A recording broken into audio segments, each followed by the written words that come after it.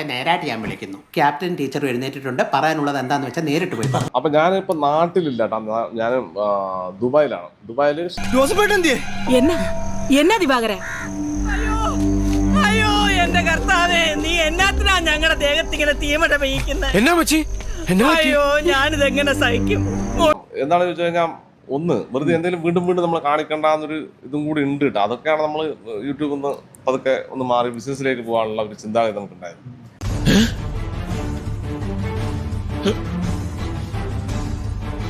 അപ്പോൾ ചെറിയൊരു ബിസിനസ്സിലേക്ക് ഒന്ന് മാറിയാലോ എന്നാണ് ഒരു അഭിപ്രായം. നിങ്ങളുടെ സപ്പോർട്ട് എന്തായിരിക്കും എന്നുള്ളതാണ് നമുക്ക് വേണം. അല്ലെങ്കിൽ ബുദ്ധി പറഞ്ഞു കൊടുക്കാൻ അവൻ ആരെങ്കിലും വേണ്ടേ? ആകെയുള്ള ഒരു തൊട്ടിക്കൂട്ടുകാരൻ. യൂട്യൂബിന്റെ വരുമാനം ഡിപ്പെൻഡ് ചെയ്യാതെ നമുക്ക് ഇതെങ്ങനെ മുന്നോട്ട് കൊണ്ടുപോകാൻ. എനിക്ക് വേണ്ടി ഒരു 10 മിനിറ്റ് സ്പെൻഡ് ചെയ്യാമെങ്കിൽ വെറുതെ ഇരുന്ന് എങ്ങനെ കോടീശ്വരനാകാന്ന് ഞാൻ പറഞ്ഞു തരാം. നമ്മളൊരു വരുമാന മാർഗമാണ് യൂട്യൂബ്.